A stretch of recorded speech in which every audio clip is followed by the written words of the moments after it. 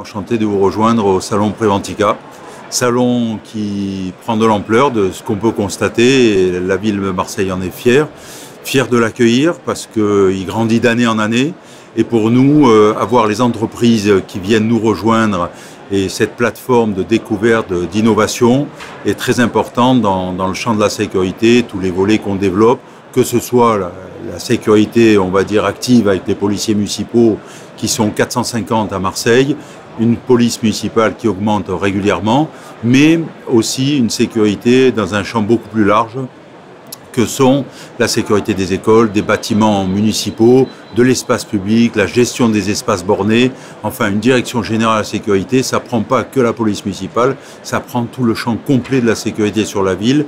La deuxième ville de France, faites-moi confiance, il y a de quoi faire. Donc c'est avec plaisir qu'on rencontre les professionnels, dans d'autres salons aussi, mais sur Marseille, c'est quand même intéressant parce que ça me permet d'envoyer régulièrement pendant ces 3 jours toutes mes équipes, que ce soit la vidéoprotection, que ce soit les équipes de contrôle d'espace borné, de réalité virtuelle, avec des scénarios qu'on peut imaginer, enfin des tas de loupes qu'on peut faire qui nous incitent à développer encore plus nos moyens techniques. Marseille est une ville attractive, c'est des dizaines de milliers de manifestations par an, c'est énorme, on est un peu comme Nice, et d'ailleurs il y a mon homologue de Nice et avec qui j'ai travaillé en police nationale qui sera présent à cette table ronde. C'est quand même quelque chose de très important parce que comme vous le savez, les niveaux de sécurité ont fortement augmenté depuis les attentats de Charlie Hebdo et autres, malheureusement, et ça complexifie la vie de la cité.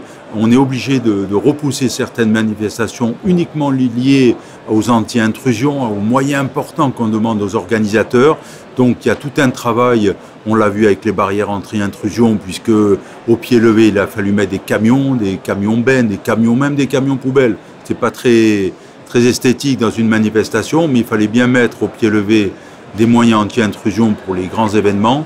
Sur Marseille, il y a eu Marseille-Provence, capitale européenne de la culture en 2013. Ça a été un très gros morceau, ça a duré une année. Ensuite, le Tour de France, une étape du Tour de France dans la ville, un contre-la-montre. Ce n'était pas juste un passage et on repart. C'était un chantier très important. Et une belle réussite a été l'organisation de la Coupe d'Europe de football avec les fan zones.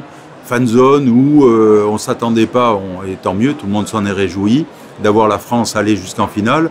Mais enfin, on a eu 80 000 personnes sur une fan zone à Marseille, l'équivalent, même plus, 20 000 personnes de plus qu'au stade Vélodrome, sur les plages du Prado.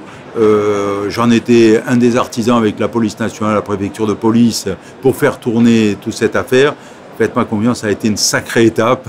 Et je crois qu'autour de cette table ronde, on va parler du retour d'expérience de ces événements phares, avec les points positifs, les points négatifs. Il y a toujours des points améliorés, notamment dans le secteur du gardiennage, enfin de la sécurité privée, qui est un domaine à développer, à professionnaliser et sur lequel on s'appuie énormément pour les manifestations festives et sans qui il n'y aurait plus aucune vie dans la cité.